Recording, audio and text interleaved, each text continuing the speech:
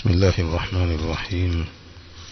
الحمد لله رب العالمين، وصلاته وسلامه على أشرف الأنبياء والمرسلين نبينا محمد وعلى آله وصحبه أجمعين. أما بعد، leo ikiwa ni tarehe 19 ya mwezi mtukufu wa Ramadhani mwaka 1441 Hijria, sawa na tarehe 12 ya mwezi huu wa Mei mwaka 2020 miladi.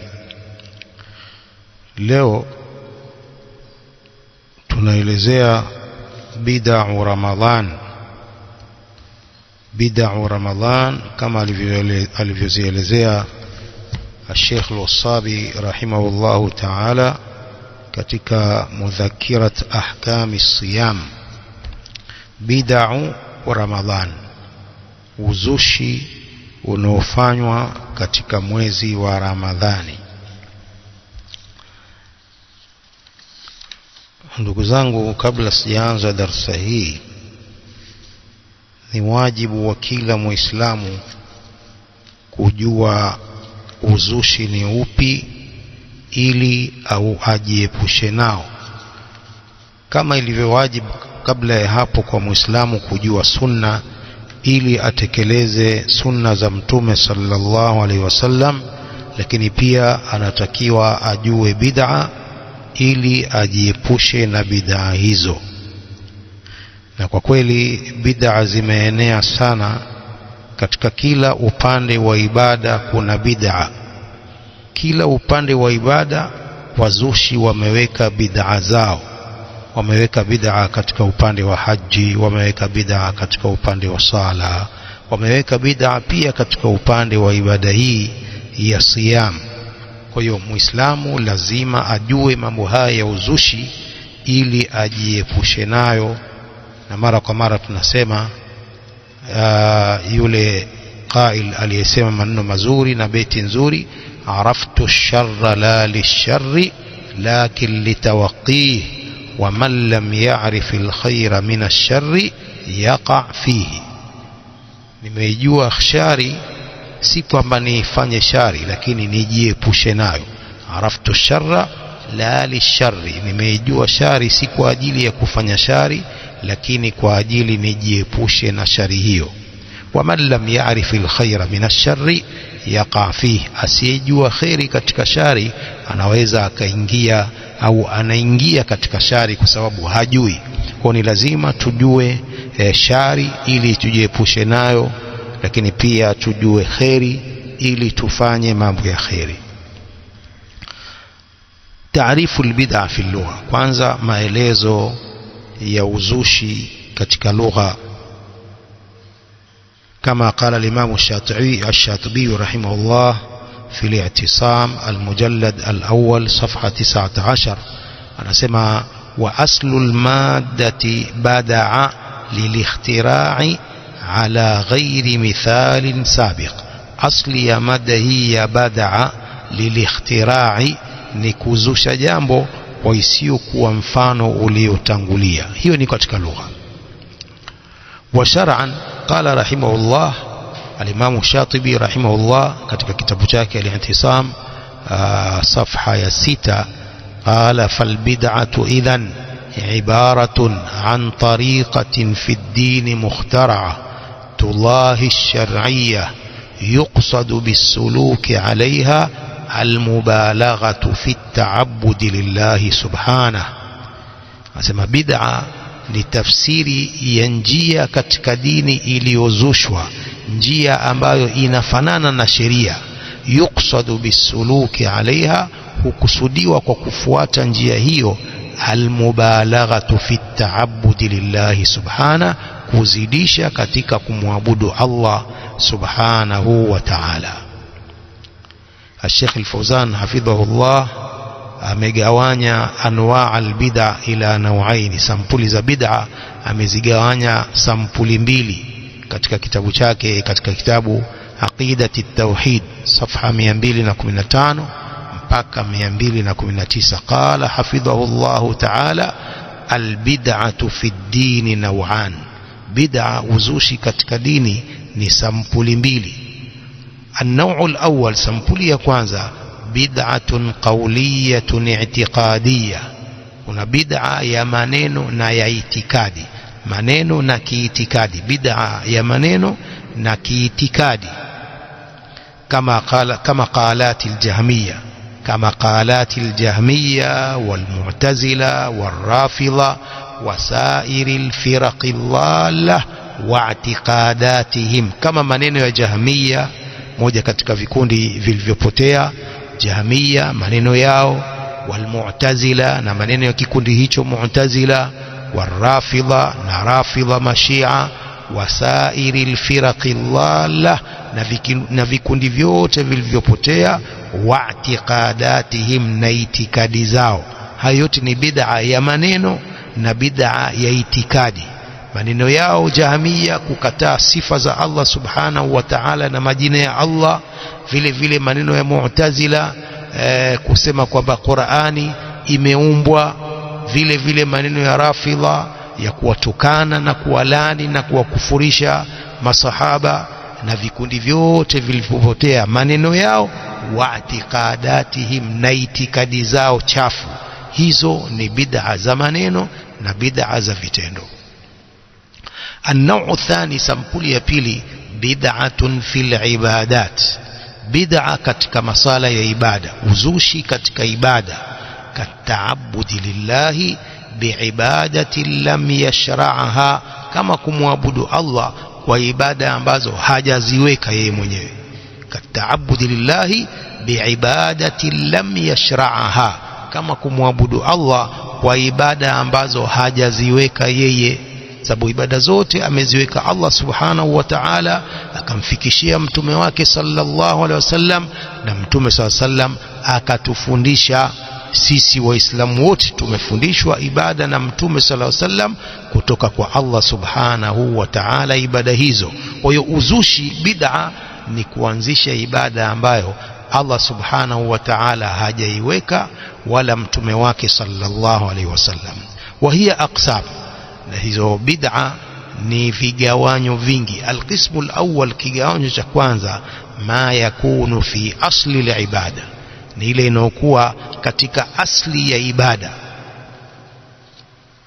bi an yahdutha ibadatan au bi an yuhditha ibadatan laysa laha aslun fi shari, mtu kuanzisha ibada ambayo haina msingi wowote katika sheria. Hiyo ni bid'a katika asli ya ibada, mtu kuanzisha na kuzusha ibada ambayo haina msingi wowote katika sheria. Ka an yuhditha salatan ghaira mashru'a, kama mtu kuzusha sala ambayo haijawekwa, au siyaman ghaira mashru'in aslan, au kuanzisha na kuzusha saumu ambayo haijawekwa kabisa, kama wale waliotaka kuanzisha saumu kwa ajili ya kukinga maradhi ya corona. Saumu hiyo ni saumu ambayo haijawekwa, hakuna saumu ya kukinga maradhi ya corona wala maradhi ya taun. Au a'yadan ghaira mashru'a, au kuzusha idi ambazo hazikuwekwa katika Uislamu, kuzusha idi ambazo hazikuwekwa katika Uislamu, ka a'yadil mawalidi wa ghairiha, kama idi za maulidi hizi na nyinginezo. Hizi ni bid'a zinazokuwa katika asli ya ibada. Alqismu thani, sehemu ya pili ya bid'a, ma yakunu min az-ziyada fil ibadati al-mashru'a, ni ile inayokuwa katika ziada ya ibada iliyowekwa, ziada ya ibada iliyowekwa. Ibada imewekwa na Allah subhanahu wa ta'ala, mtu akazidisha katika ibada ile, hiyo ni bid'a ambayo inakuwa katika ziada ya ibada iliyowekwa. Kama lau zada rak'atan khamisa fi salati adh-dhuhr au al-asri mathalan, kama mtu lau akizidisha rakaa ya 5 katika sala ya dhuhuri au sala ya asiri, akizidisha rakaa tu, huyo ni kwamba amefanya bid'a fil ibadati al-mashru'a, amezidisha katika ibada ambayo tayari imeshawekwa. Sala 5 zote zina rakaa zake, zimeshawekwa, kwa hiyo haifai kuzidisha. Mtu akizidisha inakuwa ni bid'a. unless yazidishe kwa kukosea, kwa kusahau, lakini kwa kukusudia kwamba anazidisha rakaa ya 5 ya salati dhuhur au rakaa ya 5 ya salati al-maghrib au salati al-asri au anazidisha rakaa ya 4 salati al-maghrib, hiyo itakuwa ni uzushi ambao ma anzala Allahu biha min sultan. القسم الثالث sehemu ya 3 ya bid'a ma yakunu fi sifati adai al-ibadati al-mashru'a, ni inayokuwa katika sifa ya kutekeleza ibada hiyo hiyo iliyowekwa, bi an yuaddiha ala sifatin ghairi mashru'a, kwa kuitekeleza ibada hiyo kwa sifa isiyowekwa. Ibada imewekwa lakini mtu anaitekeleza kwa sifa ambayo haikuwekwa. Wadhālika كأداء الأفكار المشروعة بأصوات جماعية متربة, kama kutekeleza fikra zinazowekwa za sauti za pamoja nzuri, sauti za pamoja nzuri katika adhkar. Hiyo ni katika bid'a ambayo inakuwa ni katika namna ya kutekeleza ibada iliyowekwa, adhkari za pamoja na kutoa sauti nzuri kama wanavyofanya masufi katika mwezi wa Ramadhani.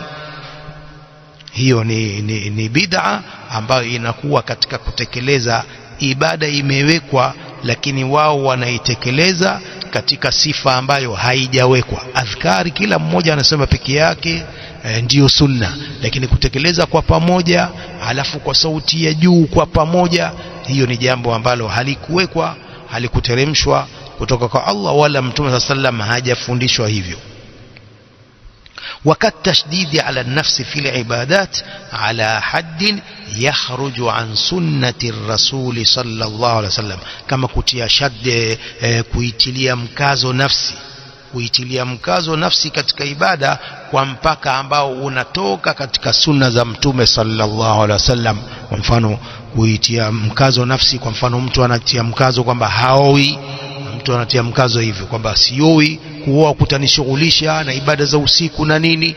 Hiyo ndio tashdidi ala nafsi fil ibadat, kuitilia mkazo nafsi katika ibada kwa mpaka ambao utamtoa mtu na sunna ya Mtume sallallahu alaihi wasallam. Alqismu arabi, sehemu ya 4 ya bid'a, ma yakunu bitakhsisi waqti lilibadati almashru'a, ni inayokuwa kwa kuhusu wakati wa ibada iliyowekwa. Ibada imewekwa lakini anaihusisha wakati fulani ambapo lam yukhassisuhu shar'u, sheria ya Kiislamu haijaihusu ibada hiyo kwa wakati huo. Mfano katakhsisi yawmin nisfi min Sha'bana wa lailatihi bisiyamin wa qiyam, kama kuihusisha au kuhusisha mchana wa nusu ya Shaabani na usiku wake kwa kufunga na kufanya ibada za usiku, kwamba nisfu Shaaban, tarehe 15 ya mwezi wa Shaaban watu wanafunga mchana, alafu usiku wa kuamkia siku ile watu wanafanya ibada za usiku. Hiyo ndio kuhusisha wakati kwa ibada iliyowekwa. Ibada ya siyamu imewekwa lakini haikuwekwa mchana wa nisfu Shaaban, wala ibada za usiku hazikuwekwa mahsus kwa usiku wa kuamkia hiyo tarehe 15 ya Shaaban. Qala fa inna asla as-siyami wal qiyami mashru', asli ya jambo la saumu na kufanya ibada za usiku ni jambo limewekwa. Imewekwa ibada ya saumu ipo, ibada ya kufanya ibada za usiku ipo, walakin takhsisuhu biwaqtin min al-awqati yahtaju ila dalil, lakini kuhusisha ibada hiyo kwa wakati fulani katika nyakati, hii inahitaji dalili, na wala hawana dalili ya takhsisi hiyo. Hawana dalili ya kuhusisha mchana wa tarehe 15 Shaaban watu wafunge na usiku wa kuamkia hiyo tarehe 15 Shaaban watu wafanye ibada za usiku. Hakuna dalili hiyo. Hizo ni aqsam alizozigawanya Sheikh Al-Fawzan hafidhahullah katika aqidat at-tauhid. Bid'a ya kwanza katika bid'a za mwezi wa Ramadhani wanazozifanya baadhi ya watu, at-talaffudhu bi niyyati as-sawm, kutamka nia ya saum, wat-talaffudhu bi niyyati al-i'tikaf, na pia kutamka nia ya itikafu. Hayo yote ni mambo ya uzushi. biniyati siyam, kutamka nia ya saum, ile nawaitu sauma ghadin an adai fardhi Ramadhan, ile kutamka vile ni bid'a, ni uzushi. Vile vile nia ya itikaf ni kukaa msikitini kwa nia ya kufanya ibada, hususan katika mwezi wa Ramadhani, 10 la mwisho hili linalofuatia. Mtume alikuwa akikaa 10 hili lote akikaa msikitini na kufanya ibada zake bila kutoka. Hiyo ndio itikafu. Lakini kwa sasa hivi au kwa mwaka huu, bahati mbaya hatutakuwa na itikafu misikitini, na wala pia haijuzu itikafu nyumbani. Itikafu ni msikitini peke yake, kwa nyumbani hakuna itikafu. Kwa jambo la kutamka nia kwamba nawaitu li'itikafu, unatamka hivyo, hilo jambo halipo katika sunna, ni uzushi. Kadhalika katika bid'a zinazofanyika katika mwezi wa Ramadhani kwa baadhi ya watu, ta'khirul iftari hatta yara nujum, kuchelewesha kufungua mpaka aone nyota. Ta'khirul iftari hatta yara nujum, kuchelewesha kufungua mpaka aone nyota. Tumeelezea katika durusi zilizopita sunna ya kuharakisha kufungua, kwamba Waislamu wanatakiwa wafungue saumu zao mara tu jua linapozama. Wakihakikisha kwamba jua limezama, wanatakiwa waharakishe kufungua. Ndivyo alivyoamrisha Mtume sallallahu alayhi wa sallam katika hadithi nyingi tulizozisoma huko nyuma. Kwa hiyo mtu anapochelewesha kufungua mpaka giza liingie aone nyota, hiyo inakuwa amefanya bid'a. Badala ya kupata thawabu za kuharakisha kufungua, itakuwa amefanya bid'a na madhambi, anapata madhambi ya kuchelewesha kufungua. Katika bid'a pia zinazofanyika katika mwezi wa Ramadhani, intisharu subahi watahadi biha fi Ramadhan, kuenea hizi tasbih na kupeana zawadi tasbih katika mwezi wa Ramadhani. Tasbih ni hizi za shanga za uzi zinazofungwa kwa ajili ya kuhisabu adhkar. Hii kugawanya vitu hivi na kupeana zawadi vitu hivyo ni katika uzushi. Jambo la subha au hizi tasbih kama zinavyoitwa kwa Kiswahili, maulama wamekhtalifiana. Kuna wanaosema kwamba ni uzushi na kuna wanaosema si uzushi, yategemea mtu nia yake. Sheikh Al-Albani rahimahullah moja kwa moja anasema hizi ni uzushi kwa sababu hazikuwepo katika zama za Mtume sallallahu alaihi wasallam, na ilikuwa masahaba wanaweza wakatengeneza hivi, lakini hawakutengeneza kwa sababu ni uzushi. Sheikh Bakr Abu Zaid rahimahullah ana kitab biunwan as-subha, ameelezea kwa upambanuzi kwamba jambo hili la subha au vitu hivi ni uzushi. Sheikh Ibn Uthaymeen rahimahullah yeye anajuzisha jambo hili kama ilivyo katika kitabu chake Fatawa at-Tahara was-Sala, anajuzisha. Kadhalika ni kauli ya lajna daima, pia imenukuliwa kutoka Ibn Taymiyyah, Sheikh al-Islam Ibn Taymiyyah, kwamba amejuzisha, lakini bi sharti niyati al-hasana, kwa sharti ya nia nzuri. Almuhim kuna ikhtilaf, lakini Sheikh Al-Albani rahimahullah moja kwa moja anasema jambo hili ni uzushi, kwa sababu kama ingekuwa linafaa wangefanya masahaba na walikuwa wana uwezo wa kufanya, lakini hawakufanya. Kwa hiyo subha hizi tasbih ni uzushi. Kadhalika katika uzushi unaofanywa katika mwezi huu wa Ramadhan, qaulul muadhdhini ba'da al-adhan al-awwal tasahharu fa inna fi as-suhuri baraka. Maneno ya muadhini baada ya adhana ya kwanza ambayo inaadhiniwa kabla ya wakati wa sala kuingia, sala alfajiri, muadhini kusema tasaharu, kuleni daku, fa inna fi suhuri baraka, kwani katika kula daku kuna baraka. Akisema hivyo ni kwamba anafanya uzushi, kwa sababu jambo hilo halina dalili kwamba walam yaf'aluhu ahadun min as-salaf, hakuna yoyote katika salafu watu wema waliopita aliyefanya hivyo, au waadhini wa wakati ule wa qurun mufaddala hawakusema maneno hayo wala hawakusema hadithi hiyo.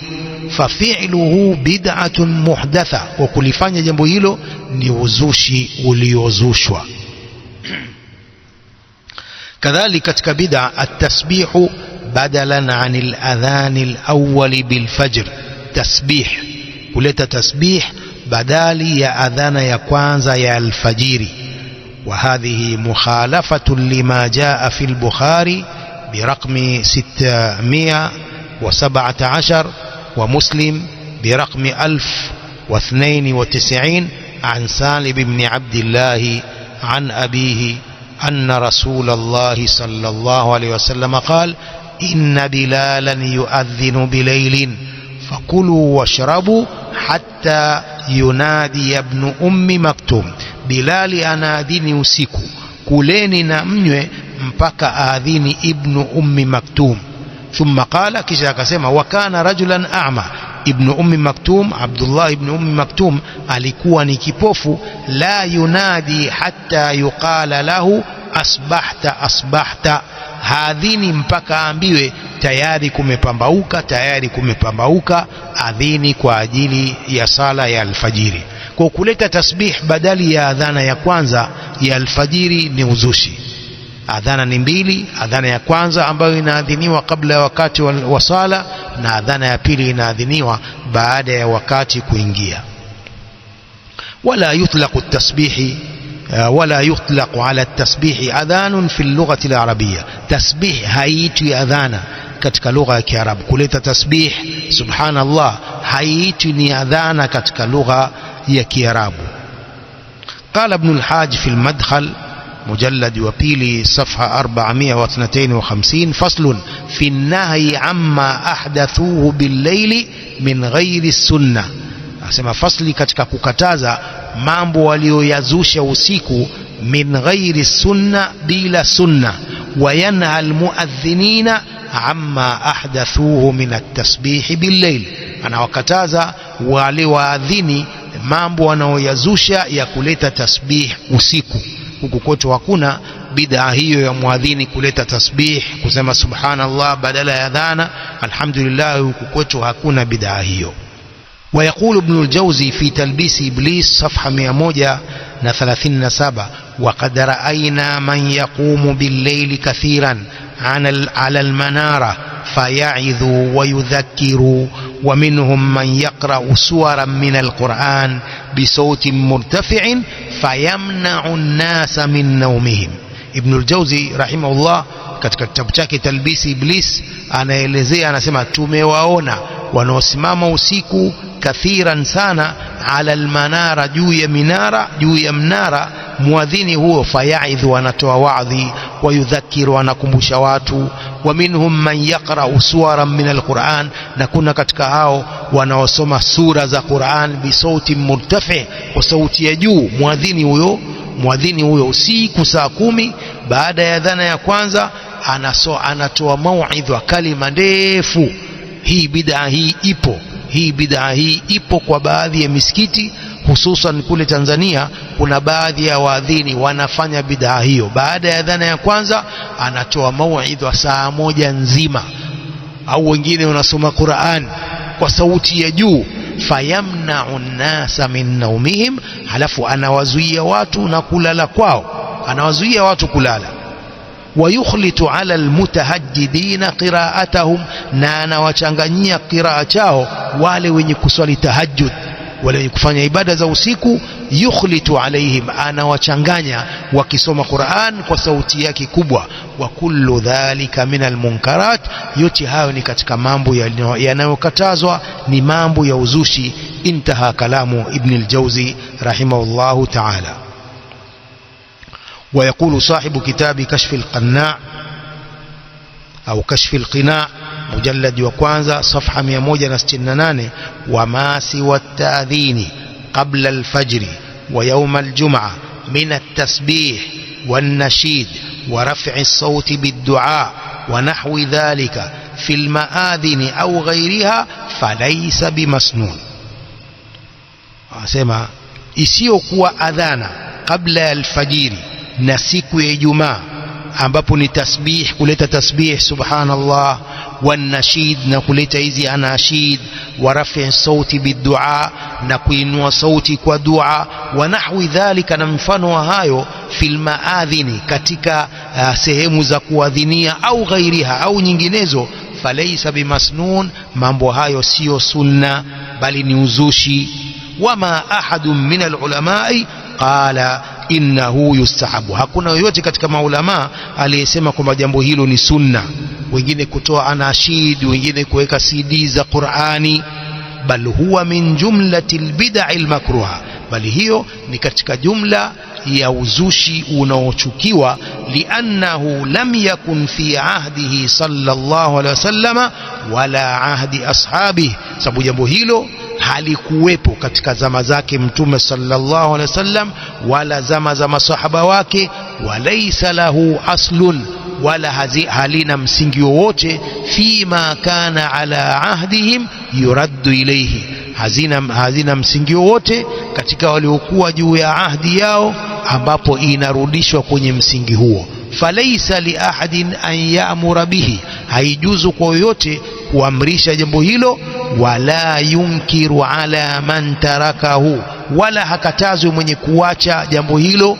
Wala yualliqa istihqaqa rizqi bihi, jambo hilo halihusiani na kustahiki riziki kwa jambo hilo. Liannahu i'adatun ala albid'a, i'anatun ala bid'a, sababu jambo hilo ni kusaidia uzushi. Wala yalzamu fi'luhu, wala hailazim kulifanya jambo hilo.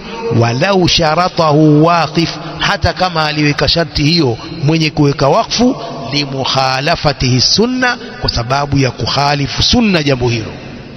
Kwa jambo hilo la kusoma dua, muadhini wa kwanza asome dua, au alete anashid, au alete tasbih baada ya adhana, au siku ya Ijumaa, mambo hayo yote ni ya uzushi. Katika bid'a zinazofanywa katika mwezi huu wa Ramadhan, at-tarhibu biqudumi Ramadhan ala al-maadhin wat-turqat, kukaribisha mwezi wa Ramadhani katika adhana na katika njia pia, lakini pia wataudiu Ramadhana ala al-maadhin wat-turqat, na kuuaga mwezi wa Ramadhani katika maadhin, katika sehemu za kuadhinia na njiani. Hani mambo pia ya uzushi. At-tarhibu biqudumi Ramadhana ala al-maadhin wat-turqat, kukaribisha mwezi wa Ramadhani katika sehemu za kuadhinia na njiani. Lakini pia wataudiu Ramadhana ni katika bid'a, kuuaga mwezi wa Ramadhani ala al-maadhin wat-turqat, katika sehemu za kuadhinia na njia. Sasa hivi wale waimbaji, sasa hivi wasanii, utasikia wanatunga nyimbo za kuuaga mwezi wa Ramadhani, kama walivyotunga nyimbo za kuukaribisha mwezi wa Ramadhani. Sasa hivi wataanza tena nyimbo na anashid za kuuaga mwezi wa Ramadhani. Jambo hilo ni la uzushi, nafsi ya bid'a hizo. Anashid ni za haramu, halafu wanaanzisha bid'a nyingine ya kutungia mwezi wa Ramadhani. Wa hadha wadhihun, jambo hili liko wazi bid'a yake. Liadami wurudi dalili ala dhalik, kwa kutokuja dalili yoyote ya hilo. Wal aslu akhdhu umurina min ash-sharia, asli ni kuchukua mambo yetu ya ibada kutokana na sheria yetu tukufu. Katika bid'a zinazofanyika katika mwezi huu wa Ramadhan, as-sautul jamai bil adhkari ba'da as-salawati al-khams fi Ramadhan, sauti ya pamoja kwa adhkar, kuleta adhkar baada ya sala tano katika mwezi wa Ramadhani. As-sautul jamai bil adhkari ba'da as-salawati al-khams fi Ramadhan, sauti ya pamoja kwa hizi adhkari zinazoletwa baada ya sala tano katika mwezi wa Ramadhani. Kuleta sauti ya pamoja ni jambo la uzushi. Tumeeleza hapo nyuma kwamba kila mmoja anasema anatakiwa aseme tasbihi zake na tahmidi zake na takbir zake, kila mmoja aseme mwenyewe peke yake, lakini kuleta kwa pamoja hilo ni jambo la uzushi. Kuleta kwa pamoja, hilo ni jambo la uzushi. Mtume sallam hakufanya hivyo, wala masahaba wake, wala alqurunul mufaddala zote hawakufanya hivyo. Kwa watu wanaoleta sauti kwa pamoja kwa adhkari, hilo ni jambo la uzushi, wanapata madhambi badala ya thawabu. Muradu almuallif raf'u sauti bidhikri jamaa, kuinua sauti kwa dhikri, kuleta dhikri kwa jamaa, kwa pamoja, bisautin wahidin, kwa sauti moja, wa nasqin wahid, na mpango mmoja. Amma raf'u sauti bidhikri alwarid fi sunna, amma raf'u sauti bidhikri alwarid fi sunna, ama kuinua sauti kwa dhikri iliyokuja katika sunna, wa kullu wahidin bimufradihi, na kila mmoja peke yake. Fahadhi almas'ala fiha khilaf, mas'ala haya kuna khilaf. Ile kuinua sauti, kila mmoja anatoa sauti yake, kila mmoja anasema adhkari zake kwa sauti, hii ina khilaf baina ya maulama, lakini sio sauti ya kwa pamoja. Sauti ya pamoja hii moja kwa moja ni bid'a. Ama kila mmoja ainue sauti kwa adhkari zake anazozisoma, hii ndio kuna khilaf baina ya maulama. Falladhi alayhi ba'd ahli alilmi, lili ambalo wanalo baadhi ya ahli alilmi, annahu yushra'u ar-raf'u bidhikri ba'da as-salah, inatakiwa kuinua zile dhikri baada ya sala, lakini kila mmoja kwa sauti yake. Inatakiwa kuinua sauti, ni sunna kuinua sauti, lakini kila mmoja kwa sauti yake. Huyu subhanallah, huyu alhamdulillah, huyu Allahu akbar, kila mmoja kivyake. Bidalili hadithi ibn Abbas fi al-Bukhari برقم 841 ومسلم برقم 583 أن أبا معبد مولى ابن عباس أخبره. أبو معبد مولى وابن عباس alimuelezea أن ابن عباس رضي الله عنهما أخبره, kwamba Ibn Abbas radhiyallahu anhuma alimuelezea anna raf'a as-sauti bidhikri hina yansarifu an-nasu min al-maktuba kana ala ahdi an-nabiy sallallahu alaihi wasallam.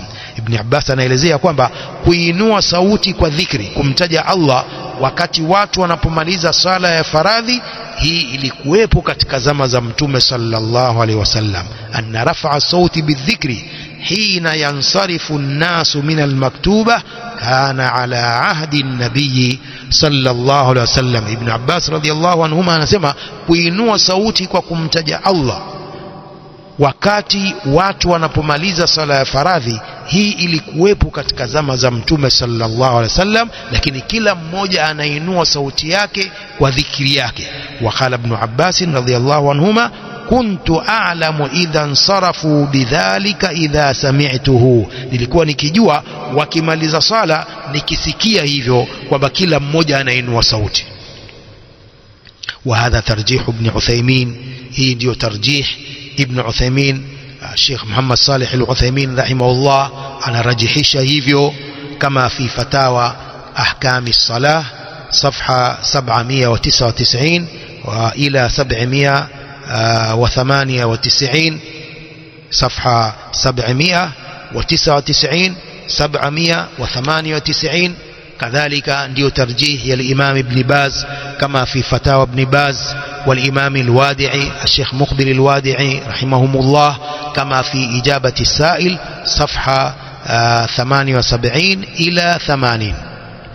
لكن هؤلاء يقولون بعدم الذكر الجماعي lakini hawa wanasema isisemwe hiyo dhikri ya pamoja. Yarfa'u kullu wahidin sautahu munfarida, kila mmoja ainue sauti yake peke yake, hiyo ni sunna. Kila mmoja ainue sauti yake peke yake, hiyo ndio sunna, na ni katika sunan mahjura. Hii ni katika sunan mahjura. Hata kwa sisi ahlus sunna, sunna hiyo tumeiwacha, ya kila mmoja kuinua sauti katika adhkar za baada salawat, subhanallah, alhamdulillah, Allahu akbar, kila mmoja anainua sauti yake. Hii ndiyo sunna. Lakini kuleta sauti kwa pamoja, hii ndiyo bid'a anayoelezea muallif hapa, na hususan wanaleta adhkari ambazo pia haziko katika sunna. Hizi adhkari wanazozileta kwa pamoja hususan katika mwezi huu wa Ramadhani wanazifanya masufi baada salawati al-khams. Hizi ni adhkari wamezitunga wao, hakuzileta Mtume sallallahu alaihi wasallam. Yashhadu an la ilaha illa Allah, astaghfirullah, ashhadu anna aljannata wa as'aluka aljannata wa na'udhu bika minan nar. Hizi ni adhkari wamezileta wao, halafu wanazisoma kwa pamoja baada ya sala tano. Wanawacha adhkari za Mtume sallallahu alaihi wasallam, wanaleta adhkari ambazo zimetungwa na mashekhe wao. Hii ni uzushi mwingine. Sasa huu ni uzushi mwingine, kwamba ni adhkari za kizushi. Naam, halafu uzushi wa kuzitoa kwa pamoja adhkari hizo. Halafu uzushi mwingine waliofanya, wanawacha adhkari za Mtume sallallahu alaihi wasallam, wanatoa na kusema adhkar ambazo zimewekwa na mashekhe wao. Kadhalika katika uzushi unaofanywa katika mwezi wa Ramadhan, dua baadhi al-aimma fi adbari salawat wa ta'minu an-nasi ala hadha ad-du'a. Dua ya baadhi ya maimamu, dua za baadhi ya maimamu baada ya sala, na watu kuitikia amina kwa dua hii. Dua za baadhi ya maimamu fi adbari salawat, baada ya kumaliza sala, wa ta'minu an-nasi ala hadha, na watu ala hadha dua, na watu kuitikia amin dua kwa dua hiyo. سئلت اللجنة الدائمة iliulizwa, نرى في بعض المناطق أن الإمام يرفع يديه بعد الصلوات المكتوبة والمأمومين كذلك.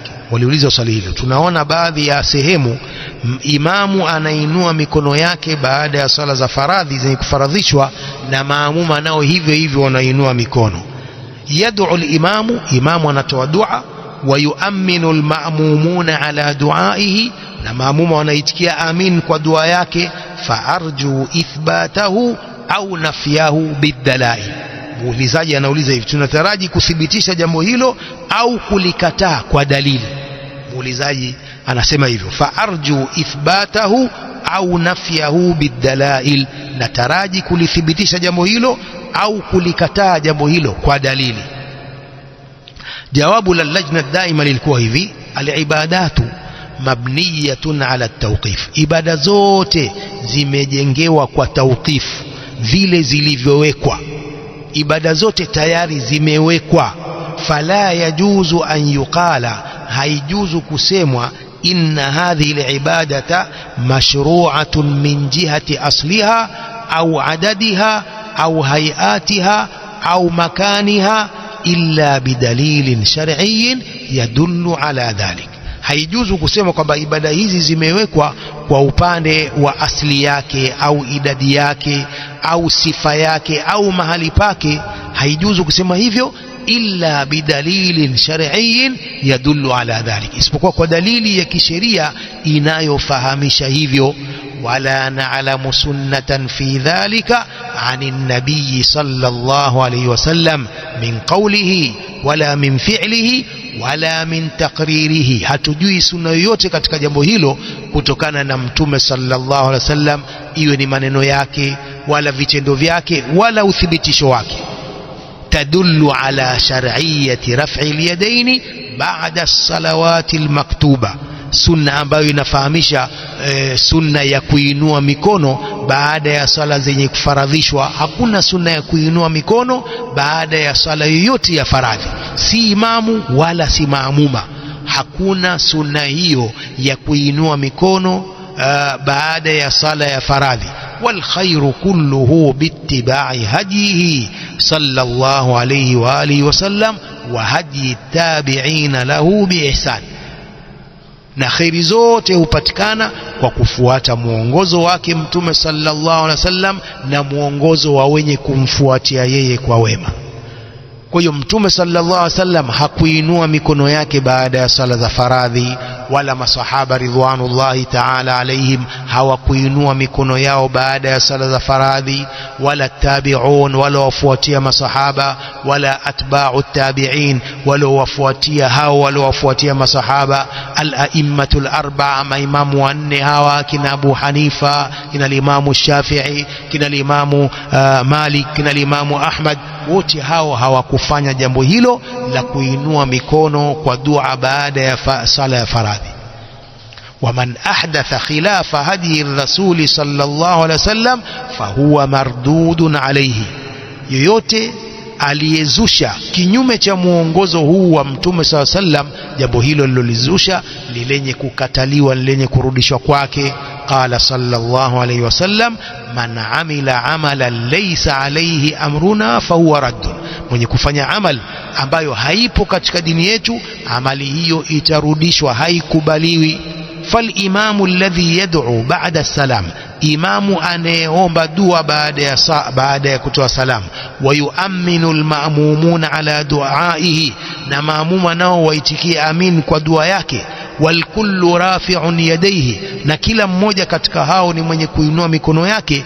يطالب بالدليل المثبت لعمله، hao wanatakiwa walete dalili inayothibitishwa vitendo chao hicho, walete dalili ya kufanya hivyo, walete dalili sahihi ya kuthibitisha kitendo hicho chao wanachokifanya. Wa illa, vinginevyo, fahuwa mardudun alayhi, jambo hilo linarudishwa kwake huyo imamu na hao maamuma wake.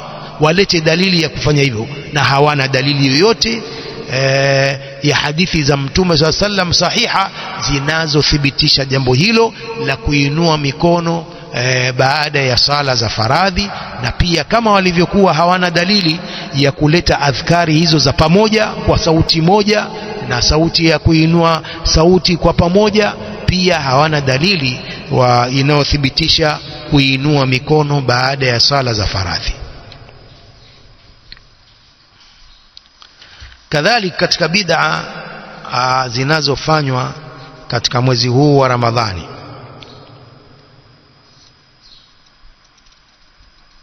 رفع الصوت أو تخصيص القراءة في صلاة التراويح من سورة التكاثر إلى سورة الناس في كل ليلة. تخصيص القراءة في صلاة التراويح من سورة التكاثر إلى سورة الناس في كل ليلة، كخصيص قراءة kusoma katika sala ya tarawih kutoka suratu Takathur mpaka suratu Nas, kila usiku wanasoma sura hizo. Hilo pia ni jambo la uzushi. Kwa qiraa katika sala ya tarawih Qur'ani, watu wanasoma suratu Takathur kuanzia pale mpaka suratu Nas peke yake, sura zingine hazisomwi. Pia walete dalili ya hilo, na hawana dalili. وهذا لأنه لم يرد دليل على هذا، haikuja dalili yoyote kwa jambo hili. والأصل القراءة بما يتيسر للرجل وعدم تحديد سور معينة. asli ni kusoma kwa ile sura ambazo zinamsahilikia mtu na kutoweka sura maalum, kutoweka sura maalum. Sasa hawa baadhi ya masufi wanaweka sura maalumu hiyo, kuanzia suratu Takathur mpaka suratu Nas peke yake. Ramadhani nzima, siku zote, mwezi mzima wa Ramadhani wanasoma sura hizo tu katika sala ya tarawih. Huo ni uzushi.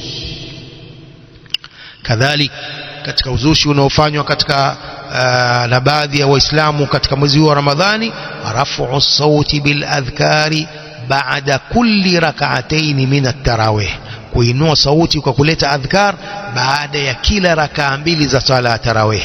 Rafu sauti bil adhkari baada kulli rak'atayn min at-tarawih ni katika jambo la uzushi, kuinua sauti kwa kuleta adhkar baada ya kila rakaa mbili za sala ya tarawih, wanainua sauti kwa kuleta adhkar.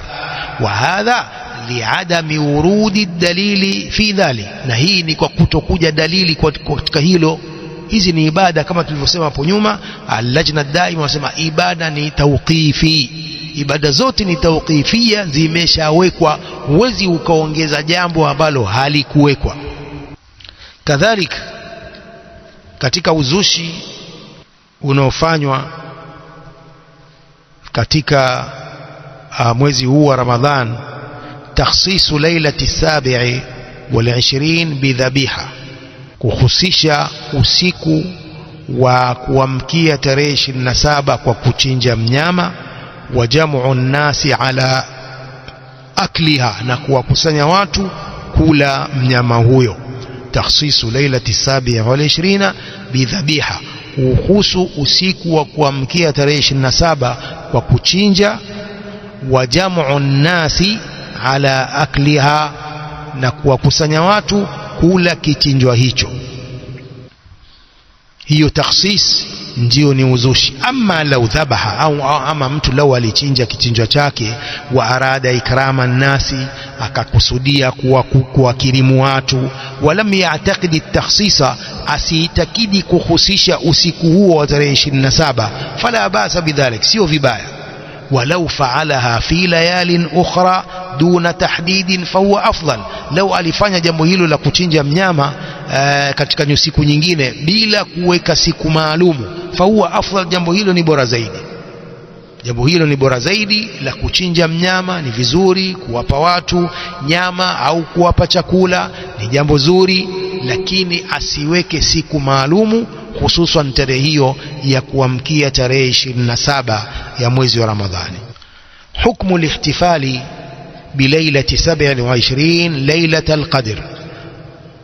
ما حكم الاحتفال بليلة 27 ليلة القدر؟ nini hukumu ya kusherehekea usiku ule wa kuamkia tarehe 27 ambao inatarajiwa zaidi lailatul qadr?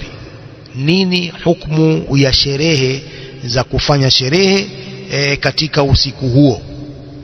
Jawabu, wanajibu hapa Sheikh: خير الهدي هدي محمد صلى الله عليه وآله وسلم وشر الأمور محدثاتها.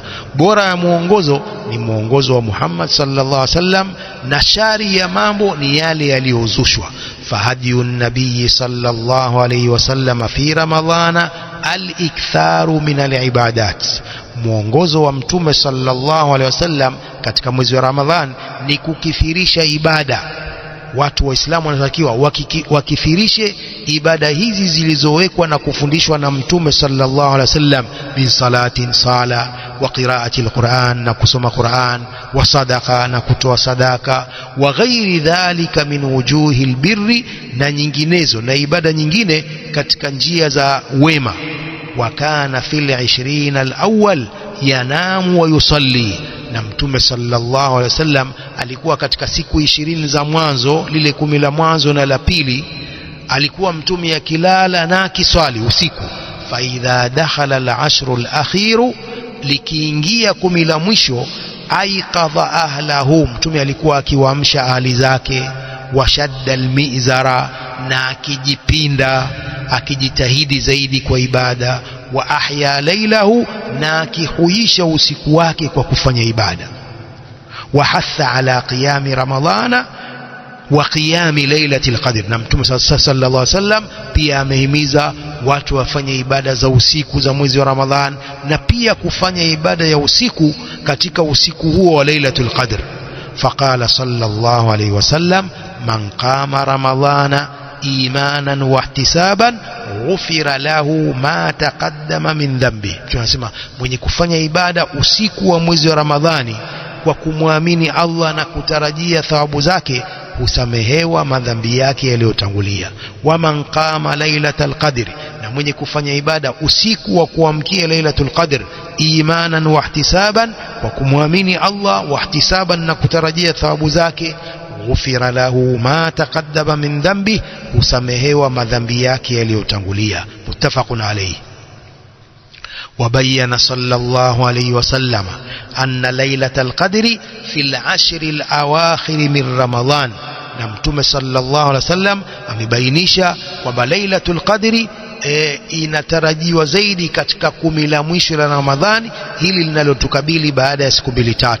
wa annaha fi ahadi autarihi, na kwamba lailatul qadri iko katika moja ya siku zake za witri, 21, tarehe 23, tarehe 25, 27, 29.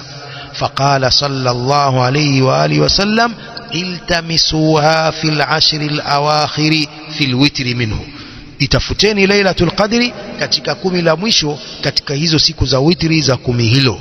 rawahu Ahmad في المسند وأخرجه الترمذي. وجاء فيه: التمسوها في 9 يبقين أو 7 يبقين أو 5 يبقين أو 3 يبقين أو آخر ليلة.